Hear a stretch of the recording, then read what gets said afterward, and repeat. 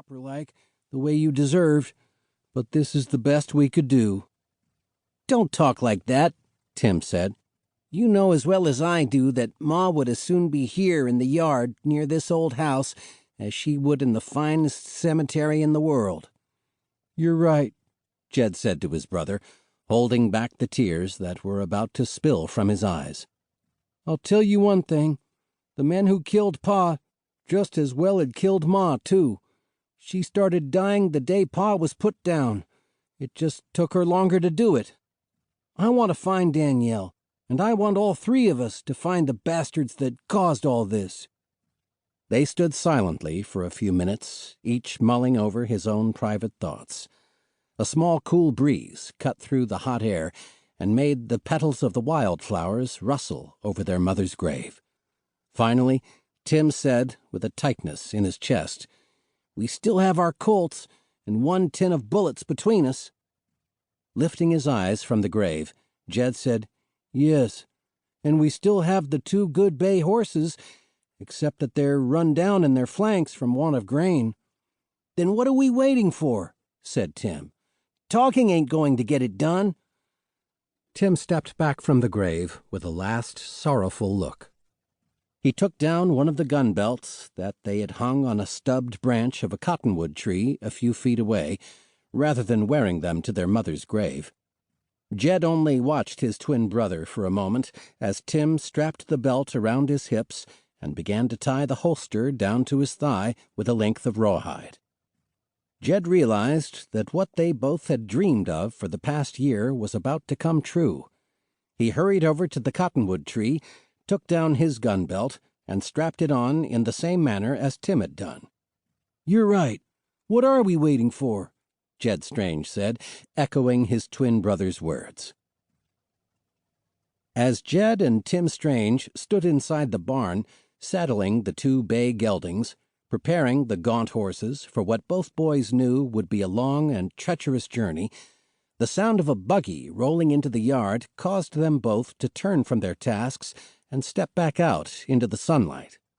At first, they thought it might have been one of the many families who had come by earlier to pay their last respects, perhaps someone who was arriving late. But when they saw it was Orville Myers, the new land speculator who'd been plying his profession in the St. Joseph area of late, they knew the purpose of his visit before he stepped down from his buggy and walked toward them. "Damn," said Jed to Tim. "You'd think he could wait till after the funeral dust settled." "Men like Orville Myers don't wait for nothing," Tim said. "But he could have saved himself a trip in this case." Orville Myers seemed to have an idea that they were talking about him, for he kept his eyes lowered, unable to face them head-on, something their father had taught them always to be leery of. Dan Strange always told his sons, "If a man can't face you directly, most likely he's hiding more than just his eyes." Before Orville came to a complete stop, Tim Strange hooked his thumbs into his gun belt and said, "You weren't here when our friends and neighbors were, so you just as well might have not come at all. Boys, I know you don't like me. Nobody around here does. But I don't let them stop me from doing my job. I know the fix you're in, and I felt it only obliging of me to ride out and make you an offer on this old place before it ends up on the auction block." "What's he talking about, Tim?" Jed asked, keeping his eyes narrowed on Orville Myers's weaselly face. "I don't know, Jed. What are you talking about, Myers? The taxes are paid up on this place.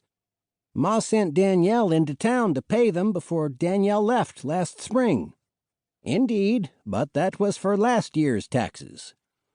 Orville Myers adjusted the wire-rimmed glasses on the bridge of his long, thin nose, then took out a folded piece of paper from his black linen suit. "I reckon you boys are too young to realize that taxes ain't a one-time thing.